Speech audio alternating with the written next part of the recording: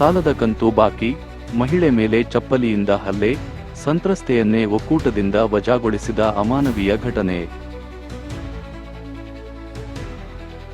ಸಾಲದ ಬಾಕಿ ವಿಚಾರವಾಗಿ ಮಹಿಳೆಯೊಬ್ಬರ ಮೇಲೆ ಚಪ್ಪಲಿಯಿಂದ ಹಲ್ಲೆ ನಡೆಸಿ ಬಳಿಕ ಸಂತ್ರಸ್ತೆಯನ್ನೇ ಒಕ್ಕೂಟದಿಂದ ವಜಾಗೊಳಿಸಿರುವ ಅಮಾನವೀಯ ಘಟನೆಯೊಂದು ಚಿಂತಾಮಣಿ ತಾಲೂಕಿನ ಕತ್ರಿಗುಪ್ಪೆ ಗ್ರಾಮ ಪಂಚಾಯಿತಿಯಲ್ಲಿ ನಡೆದಿದೆ. ವಿವರ ವಾಯ್ಸ್. ಕತ್ರಿಗುಪ್ಪೆ ಗ್ರಾಮದ ಜ್ಯೋತಿ ಎಂಬುವವರು ಒಕ್ಕೂಟದಿಂದ 50,000 ರೂಪಾಯಿ ಸಾಲ ಪಡೆದಿದ್ದರು. ತಾವು ದುಡಿದ 6 ತಿಂಗಳ ಸಂಬಳವನ್ನು ಸಾಲಕ್ಕೆ ಜಮಾ ಮಾಡಿದ್ದ ಜ್ಯೋತಿ ಕೇವಲ 3 ಕಂತುಗಳನ್ನಷ್ಟೇ ಪಾವತಿಸಲು ಬಾಕಿ ಉಳಿಸಿಕೊಂಡಿದ್ದರು. ಇದೇ ವಿಚಾರವಾಗಿ ಮನೆ ಬಳಿ ಬಂದ 3 ವ್ಯಕ್ತಿಗಳು ಜ್ಯೋತಿ ಅವರೊಂದಿಗೆ ಗಲಾಟೆ ಮಾಡಿ ಚಪ್ಪಲಿಯಿಂದ ಹಲ್ಲೆ ನಡೆಸಿದ್ದಾರೆ. ಘಟನೆ ಬಗ್ಗೆ ಅಧಿಕಾರಿಗಳಿಗೆ ದೂರು ನೀಡಲಾಗಿತ್ತಾದರೂ ಏಪ್ರಿಲ್ 23ರಂದು ಕತ್ರಿಗುಪ್ಪೆ ಪಂಚಾಯಿತಿ ಕಚೇರಿಯಲ್ಲಿ ನಡೆದ ಸಭೆಯಲ್ಲಿ ಹಲ್ಲೆಕೋರರ ಜೊತೆಗೆ ಹಲ್ಲೆಗೊಳಗಾದ ನೊಂದ ಮಹಿಳೆ ಜ್ಯೋತಿ ಅವರನ್ನು ಕೂಡ ಒಕ್ಕೂಟದಿಂದ ಏಕಾಏಕಿ ವಜಾಗೊಳಿಸಲಾಗಿದೆ. ಕಾನೂನು ಕೈಗೆತ್ತಿಕೊಂಡವರಿಗೆ ಮಾತ್ರ ಜಯ, ನೊಂದವರಿಗೆ ನ್ಯಾಯವಿಲ್ಲ ಎಂದು ಸಂತ್ರಸ್ತೆ ಕಣ್ಣೀರು ಹಾಕಿದ್ದು, ನ್ಯಾಯ ಕೊಡಿಸಬೇಕಾದ ಒಕ್ಕೂಟವೇ ಗಾಯದ ಮೇಲೆ ಬರೆ ಎಳೆದಂತಿರುವ ಈ ನಿರ್ಧಾರಕ್ಕೆ ಸಾರ್ವಜನಿಕ ವಲಯದಲ್ಲಿ ತೀವ್ರ ಆಕ್ರೋಶ ವ್ಯಕ್ತವಾಗಿದೆ. ಮೇಲೆ ಏನ್ ಸಮಸ್ಯೆ ಏನಾಯ್ತು? ಯಾಕೆ ನಿಮ್ಮ ಮೇಲೆ ಹಲ್ಲೆ ಆಯ್ತು? ನಮ್ಮ ಮೇಲೆ ಸರ್, ನಿಮ್ಮ ಹೆಸರು ಹೇಳ್ಬಿಟ್ಟು. ನಮ್ಮ ಹೆಸರು KS ಜ್ಯೋತಿ ಅಂತ. ನಮ್ಮದು ಕಡಶನಹಳ್ಳಿ ಕತ್ರಿಗುಪ್ಪೆ ಪಂಚಾಯಿತಿ. ಈಗ ಸ್ವಲ್ಪ ಅಮೌಂಟ್ ತಗೊಂಡಿದ್ದೆ ನಾನು ಪಂಚಾಯಿತಿ ಕಡೆಯಿಂದ, NRLM ಕಡೆಯಿಂದ ಅಮೌಂಟ್ ತಗೊಂಡಿದ್ದೆ 1 ಲಕ್ಷ. ಅದು 1 ಲಕ್ಷದಲ್ಲಿ ಬೇರೆಯವ್ರಿಗೂ ಕೊಡಿಸಿದ್ದೆ ಗ್ರೂಪಲ್ಲಿ. ಅವರೊಂದು 2-3 ತಿಂಗಳು ಕಟ್ಟದಿರೋ ಬಾಕಿ ಇದ್ದರು. ಒಬ್ಬೊಬ್ಬರು 2 ತಿಂಗಳು 3 ತಿಂಗಳು ಕಟ್ಟಿದ್ದು ಬಾಕಿ ಇದ್ದರು. ನಾನು ಸ್ವಲ್ಪ ಅದರಲ್ಲಿ ಅಮೌಂಟು ಸ್ವಲ್ಪ ಇದು ಮಾಡ್ಕೊಂಡಿದ್ದೆ. ಅದೀಗ ನನ್ನ ಸ್ಯಾಲ್ರಿ ಇಲ್ಲಿ 31,000 ನನ್ನ ಸ್ಯಾಲ್ರಿ ಇತ್ತು. ಅದನ್ನು ನೀವು ಜಮಾ ಮಾಡಿ ಮನೆ ಹತ್ರ ಬಂದಿದ್ರು ಅವರು. ಬಂದಮ್ಮ ಈ ಥರ ಇದೆ ನನ್ನ ಪರಿಸ್ಥಿತಿ, ನಾನು ರಿಕ್ವೆಸ್ಟ್ ಕೇಳ್ಕೊಂಡಿದ್ದೀನಲ್ವ, ಅದು ಸ್ವಲ್ಪ ನೀವು ಅಡ್ಜಸ್ಟ್ ಮಾಡಿಕೊಂಡು ನನ್ನ ಸ್ಯಾಲ್ರಿ ಅದಕ್ಕೆ ವಜಾ ಮಾಡ್ಕೊಳ್ಳಿ, ಮಿಕ್ಕಿದ್ದು ನಾನು ಏನಿದ್ರೆ ಅದು ನಾನು ಕಟ್ಕೊತೀನಿ ಅಂತಂದು ಹೇಳಿ ಕಳಿಸಿದ್ದೆ. ಮತ್ತು ಅವರು ಸರಿ ಹಂಗೆ ಮಾಡ್ತೀವಿ ಅಂತಂದು ಹೋದರು. ಮತ್ತೆ ಬಂದು ಅವರು ಅಮೌಂಟ್ ಬೇರೆಯವರು ನನ್ನ ಕೈಯಲ್ಲಿ ಕೊಟ್ಟಿದ್ದರು. ಅಮೌಂಟ್ ನಾನು ಕೆಲ್ಸಕ್ಕೆ ಹೋಗಿದ್ದೆ, ಕೆಲ್ಸಕ್ಕೆ ಹೋಗಿ ಬಂದು ಅಮೌಂಟು ಬೇಕು ಅಂದರು. ಸರಿ ಬರ್ತಾಯಿದ್ದೀನಿ ಅಂತ ಹೇಳ್ಬಿಟ್ಟು ಅವ್ರು ಕೊಟ್ಟಿದ್ದ ಅಮೌಂಟು ಅವ್ರ ಕೈಯಲ್ಲಿ ಕೊಟ್ಟು, ಮತ್ತು ನಾನು ಇದ್ದುಕೊಂಡು ಅಮ್ಮ ಈ ಥರ ಐತೆ ಕೊಟ್ಟವ್ರೆ, ನಿಮ್ಮ ಕೈಯಲ್ಲಿ ಇಸ್ಕೊಂಬಿಡಿ ಅಂತ ಹೇಳ್ಬಿಟ್ಟು ಕೊಟ್ಟೆ. ಕೊಟ್ಟಿದ್ದ ತಕ್ಷಣ ಆಕಾಂಕ್ಷ ಅನ್ನೋರಿಗೆ ನಿಮ್ಮದೆಲ್ಲಿ ಅಂದರೆ, ಅಮ್ಮ ನಾನು ರಿಕ್ವೆಸ್ಟ್ ಕೇಳ್ಕೊಂಡಿದ್ದು, ನಾನು ಸ್ವಲ್ಪ ಪ್ರಾಬ್ಲಮ್ ಇವತ್ತಿಲ್ಲ ನಾಳೆ ಕಟ್ತೀನಿ, ಕಟ್ತೀರ ಅಂತೀವಿ ಬಿಡಲ್ಲ, ಸಾಲ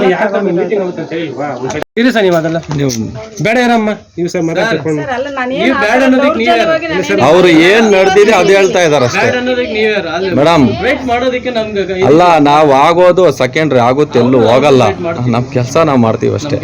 ಹೇಳಿ ಯಾಕ ಮತ್ತೆ ಏನಾಯ್ತು ಅಂತ.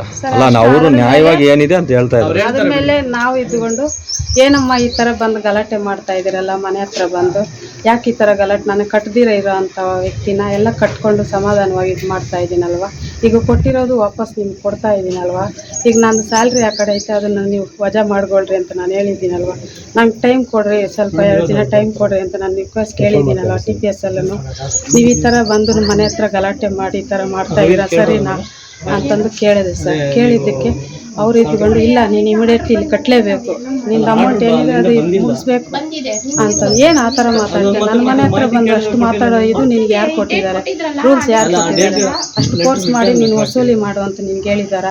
ನಾನು ರಿಕ್ವೆಸ್ಟ್ ತಗೊಂಡಿದ್ದೀನಲ್ವ, ನನಗೆ ಪ್ರಾಬ್ಲಮ್ ಆಗಿತ್ತು, ಕರೆಂಟ್ ಸಿಕ್ಕಿತ್ತು, ನನಗೆ ಪ್ರಾಬ್ಲಮ್ ಆಗಿತ್ತು, ನಾನು ರಿಕ್ವೆಸ್ಟ್ ತಗೊಂಡಿದ್ದೀನಿ ಅಂತ ನಿಮಗೂ ಗೊತ್ತಿರೋ ವಿಷಯನೇ ಅಲ್ವಾ. ಈ ಥರ ಬಂದು ಈ ಥರ ಇದು ಮಾಡ್ತಾ ಇದ್ದೀರಿ, ಇದು ಸರಿಯಲ್ಲ. ಕರೆಂಟ್ ಏನಾಗಿತ್ತು ಮೇಡಮ್? ನಮಗೆ ಎಷ್ಟು ದಿನ ಹಿಂದೆ ಆಯಿತು, ಅಕ್ಟೋಬರ್ ತಿಂಗಳಲ್ಲಿ ನನಗೆ ಆ ಥರ ಆಗಿತ್ತು. ಕರೆಂಟ್ ಸಿಕ್ಕೋಗಿದ್ದೆ ನಾನು. ಅದರಿಂದ ನಾನು ರಿಕ್ವೆಸ್ಟ್ ಕೇಳಿದ್ದೆ TPS ಮೇಡಮ್ ಹತ್ರನೂ ರಿಕ್ವೆಸ್ಟ್, ಆಯ್ತಮ್ಮ ನೋಡಿಕೊಂಡು ಪ್ರಾಬ್ಲಮ್ ಬಗೆಹರಿಸ್ಕೊಂಡ್ರು. ಸರಿ ಮೇಡಮ್ ಮಾಡ್ಕೊತೀನಿ ಅಂತೇಳಿ ಮತ್ತೆ ಬಂದು ಆ ಥರ ಹೇಳಿದ್ದಕ್ಕೆ ಏನು ಎಷ್ಟು ಮಾತಾಡ್ತಾ ಇದ್ದೆ ನೀನು ಹಂಗೆ ಹಿಂಗೆ ಅಂತಂದು ಅವ್ರಿಗೆ ಚಪ್ಪಲಿ ತಗೊಂಡು ಹೊಡೆದು ಬಿಡ್ತೀನಿ. ಯಾರಿಗೂ? ನಮ್ಗೆ ಹೌದಾ? ಚಪ್ಪಲಿ ತಗೊಂಡು ಹೊಡಿತೀನಿ ಅಂತ. ಯಾಕೆ ಆ ಥರ ಮಾತಾಡ್ತಾ ಇದೆ, ಚಿಕ್ಕವರು ದೊಡ್ಡವರು ಅನ್ನೋಂಥದ್ದು ಒಂದು ಇದಿಲ್ವೇ ನನಗೆ, ಭಯ ಭಕ್ತಿ ಇಲ್ವಾ? ಆಯಮ್ಮ ಬಂದು ಏನಮ್ಮ ಈ ಥರ ಮಾತಾಡ್ತಾ ಇದ್ದೀರಾ ಮನೆ ಹತ್ರ ಬಂದು 5:30-6 ಗಂಟೆ ಆಗೈತೆ, ಬಂದು ಮನೆ ಹತ್ರ ಈ ಥರ ಗಲಾಟೆ ಮಾಡ್ತಾ ಇದ್ದೀರಲ್ಲ, ಚಪ್ಪಲಿ ತಗೊಂಡು ಹೊಡಿತೀನಿ ಅಂತ ನೀನು ಕೇಳ್ತಾ ಇದೆಯಲ್ಲ, ಮನುಷ್ಯನ್ಕಾದ್ರೂ ಮರ್ಯಾದಿಲ್ಲ, ವಯಸ್ಸಿಗಾದ್ರೂ ಮರ್ಯಾದೆ ಕೊಡೋಷ್ಟಿಲ್ವಾ ನಿಮಗೆ ಅಂತ ಅಷ್ಟೊತ್ತಿಗೆ ಆಯಮ್ಮ ಬಗ್ಗೆ ಎದ್ದೇಳಷ್ಟೊತ್ತಿಗೆ ಚಪ್ಪಲಿ ತಗೊಂಡು 2-3 ರೇಟು ಆಯಮ್ಮನ ತಲೆ ಮೇಲೆ ನಮ್ಮ ಅತ್ತೆಯವ್ರಿಗೆ ಚಪ್ಪಲಿ ತಗೊಂಡು ಹೊಡೆದು ಬಿಟ್ಲು. ಯಾಕೆ ಹಂಗೆ ಹೊಡಿತಾ ಇದೆ ಅಂದ್ಬಿಟ್ಟು ನಾನು ಸುಳ್ಳು ಹೇಳಲ್ಲ, ನಾನು ಜನ ಯಾರು ಇಲ್ಲ, ನಮ್ಮ ತಾಯಿ ನಮ್ಮ ಅತ್ತೆ ನಾನು ಅವ್ರು ಮೂವರು ಇಷ್ಟೇ ಜನನೇ ಅಲ್ಲಿದ್ದಿದ್ದು. ಆಮೇಲೆ ಜೋರಾಗಿ ಗಲಾಟೆ ಕೂಗೆಲ್ಲ ಆದಮೇಲೆ ಆಗ ಜನ ಕವರ್ ಆಗೋದ್ರು. ಇವತ್ತಿಷ್ಟು ಇದಾದ್ಮೇಲೆ ನಮ್ಮ ಅವಮಾನ ಆಗಿದ್ದು ತಂದು ವಾಪಸ್ ಕೊಡ್ತಾರ, ಇಲ್ಲ ಏಟು ವಾಪಸ್ ಕೊಡ್ತಾರ, ಇಲ್ಲ ನನಗೆ ನ್ಯಾಯ ಬೇಕು. ನಮ್ಮ ಮನೇಲಿ ಅಯ್ಯಮ್ಮ ತಾಲಿ ಇಲ್ಲ, ಗುಂಡಿಲ್ಲ, ಅವರೇ ಆಯ್ಕೆ ಕೊಟ್ಟಿದ್ದಾರೆ. 2-3 ಗುಂಡು ಕೆಳಗಡೆ ಬಿದ್ದಿದ್ದು ಕಸ ಇತ್ತು, ಅದರಲ್ಲಿ ಬಿದ್ದಿದ್ದು ಆಯ್ಕೆ ಸಿಕ್ಕಿದ್ದಾರೆ, ಕೊಟ್ಟಿದ್ದಾರೆ. ಇನ್ನು ಮಿಕ್ಕಿದ್ದು ಸಿಕ್ಕಿಲ್ಲ. ಈಗ ನನ್ನ ಮನೇಲಿ ವಸ್ತು ಆಗೈತೆ, ನಮ್ಗೆ ಅನ್ಯಾಯ ಆಗೈತೆ. ಯಾರನ್ನ ನಮ್ಮನ್ನು ಕೇಳೋದು? ನಮ್ಗೆ ನ್ಯಾಯ ಬೇಡವಾ? ನಾವು ನ್ಯಾಯಕ್ಕಾಗಿ ಹೋರಾಡ್ತಾ ಇದೀವಿ, ನಮ್ಗೆ ನ್ಯಾಯ ಬೇಕು. ಈ ಘಟನೆ ಆದ್ಮೇಲೆ ನಿಮ್ ಪಂಚಾಯತಿ ಕಡೆಯಿಂದ ಆಗ್ಬೋದು, ಸಂಬಂಧಪಟ್ಟವ್ರು ಯಾರಾದ್ರೂ ನಿಮ್ ಮನೆ ಹತ್ರ ಬಂದಿದ್ರ? ಯಾರು ಇಲ್ಲ. ಬಂದಿದ್ರು ಸರ್ಗಳು TPS ಕಡೆಯಿಂದ ಅವರು ಬಂದಿದ್ರು, ಮಾತಾಡಿದ್ರು.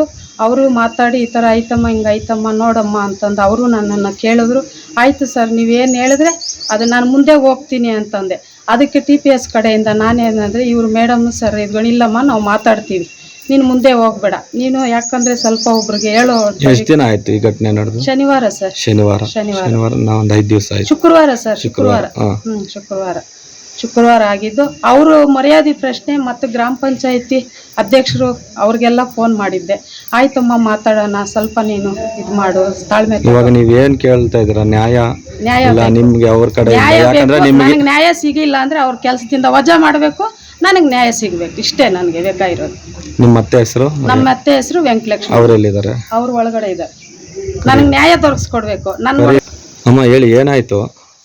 ಅವರು ಜೋರಾಗಿ ಕೂಗ್ಲಿಕ್ಕೆ ಅಂತ ಇದ್ರು ಮನೆ ಹತ್ರ ಬಂದು. ನಾನು ಹಸುಗಳ ದನಕ್ಕೆ ಇರ್ಲಿ ಬೇಡ ಹಸುಗಳ್ಕ ನೀರು ಇಕ್ತಾ ಇದ್ದೆ, ಬಂದೆ. ಜೋರಾಗಿ ಕೂಗ್ಲಿಕ್ತಾ ಇದ್ದಿದ್ರಕ್ಕೆ ಬಂದು, ಅಮ್ಮ ಕೂಗ್ಲಿಕ್ಬೇಡ್ರಿ, ಯಾಕೆ ಗಲಾಟೆ ಮಾಡ್ತೀರಿ, ಒಂತಾವಿರೋರು ನೀವು. ಆಗಲಿ ನಮ್ಮ ಮನೆ ಒಡವೆ ಅಲ್ಲ, ನಿಮ್ಮ ಮನೇನು ಒಡವೆ ಅಲ್ಲ, ಗೋರ್ಮೆಂಟ್ ಸತ್ತು. ಅಕಸ್ಮಾತ್ ಅವ್ರು ಕೊಡ್ತೀರ ಇದ್ದರೆ ನೋಟಿಸ್ ಕಳಿಸ್ತಾರೆ, ಅವ್ರು ಕೊಡ್ತಾರೆ ಆಯಿತಾ. ಅವ್ರು ವಸೂಲು ಮಾಡ್ಕೊಂತಾರೆ. ನೀವು ಯಾಕೆ ಒಂತಾವಿರೋರು ಗಲಾಟೆ ಮಾಡ್ಕೊಬೇಕು ಅಂದರೆ ಚಪ್ಪಲಿ ತೆಗಿತಾ ಇದ್ಲು. ಏನಮ್ಮ ಕೆಲಸ ಚಪ್ಪಲಿ ತೆಗಿಯಾಕ ಅಂತಂದೆ. ಅಂದಿದ್ರಕ್ಕೆ ನಾನು ಹಿಂಗೆ ಅವರು ಹಿಂಗಿದ್ರು, ನಾನು ಹಿಂಗೆ ಸೆಂಟ್ರಾಗಿದ್ದೆ, ಅವಳು ಮುಂದೆ ಇದ್ಲು. ತಲೆ ಬಗ್ಸಿದ್ದೆ, ಎತ್ತಿ ತಲೆ ಮೇಲೇನೆ ಬಗ್ಸಿ ಹಾಕಿದ್ಲು. ಚಪ್ಪಲಿ ತಗೊಂಡು ಅವ್ರು ಕಿರ್ಚ್ಕೊಂಡ್ರೆ ಕೂಡ ಬಿಡಲ್ಲ ಅವಳು. ಒಬ್ರೇನಾ? ನಾನೊಬ್ಳೆ. ಅಲ್ಲ, ಅವರು ಎಷ್ಟು ಜನ ನಿಮ್ಮ ಮೇಲೆ? 3 ಇದ್ದಿದ್ದಲ್ಲ. 3 ಜನನೂ ಅಲ್ಲೇ ಮಾಡ್ದ? 3 ಜನ ಅಲ್ಲ, ಒಬ್ಳೆ ಮಾಡಿದ್ದು. ಅವ್ರೆಲ್ಲನು ಪಕ್ಕದಾಗ ಎಳ್ಕೊಂತಾ ಇದ್ರು. ನಮ್ಮನ್ನ ಎಳಿತಾ ಇದಾರೆ, ಆ ಹುಡ್ಗಿನ ಎಳಿತಾ ಇಲ್ಲ, ನಮ್ಮನ್ನ ಎಳಿತಾ ಇದ್ದಾರೆ. ಹೆಸರು ಆಕಾಂಕ್ಷ. MB. ಮತ್ತೆ ಹೋಗಮ್ಮ, ಗಲಾಟೆ ಮಾಡಕ್ ಬರಬೇಡ ಇಲ್ಲೇ, ಸಾಕು ನೀನು ಕೊಟ್ಟಿದ್ದು ಮರ್ಯಾದೆ ಅಂತೇಳಿ ಅಂದಿದ್ರಕ್ಕೆ ಅವ್ರ ಯಜಮಾನ್ರು ಬಂದರು, ಕರೆಸಿದ್ರು. ಅವ್ರ ಯಜಮಾನ್ರಿಗೆ ಫೋನ್ ಹಾಕಿ ಕರೆಸೋಷ್ಟೊತ್ತಿಗೆ ಅವ್ರ ಯಜಮಾನ್ ಬಂದು, ಈ ಮಗು ಹುಡುಗನ ಹೆಸ್ರೇನು ಏನಪ್ಪ, ಬಾರೋ ಪೃಥ್ವಿ, ಬಾರೋ ಇಲ್ಲಿ ಅಂದಿದ್ದು. ನಾನು ಈ ವಯಸ್ಸು ಸರ್, ಬಾರೋ ಇಲ್ಲಿ ಅಂದಿದ್ದು. ಏನು ಹಂಗಂತ ಇದೆ ನನ್ನನ್ನು, ಏನು ಹಂಗಂತ ಇದೆ, ಮೂತಿ ಮಕ್ಕ ಹೊಡೆದಾಕ್ಬಿಡ್ತೀನಿ ಅಂತ ನನ್ನ ಮೇಲೇನೆ ಬರ್ತಾ ಇದ್ದಾನೆ. ಬಾ ಇಲ್ಲಿ ನಿಂತು ಯಾರು ತಪ್ಪು ಯಾರು ದಿಪ್ಪು ಅಂತಂದು ನೀನು ಆಲೋಚನೆ ಮಾಡಿ. ತಾಳಿ ಎಲ್ಲ ಕಿತ್ತಾಕಿ ಅವರೇ ಕೊಟ್ಟವ್ರೆ, ಕುಂಡು ಎಲ್ಲ ಸಿಕ್ಕಿದ್ಯಾ? ಇಲ್ಲ, ಕೆಲವು ಸಿಕ್ಕದವು, ಕೆಲವು ಸಿಕ್ಲಿಲ್ಲ. ಅವರೇನೆ ಅದು ಕೊಟ್ರು. ಇವಾಗೇನು ಮೀಟಿಂಗ್ ಅಲ್ಲ, ಗ್ರಾಮ ಪಂಚಾಯತಿಯಲ್ಲಿ ನಿಮ್ಮನ್ನ ಒಂದು ಮೀಟಿಂಗ್ ಕರೆದಿದ್ದಾರೆ. ಈ ಮೀಟಿಂಗ್ ಅಲ್ಲಿ ಏನ್ ಬಯಸ್ತೀರಾ ನೀವು? ನ್ಯಾಯ ಬೇಕು. ಇಲ್ಲ ನ್ಯಾಯ ಕೊಡಿಸ್ಲಿಲ್ಲ, ನಾನು ಮುಂದೆ ಹೋಗ್ತೀನಿ, ಇಲ್ಲ ಅಂದ್ರೆ ಅವರು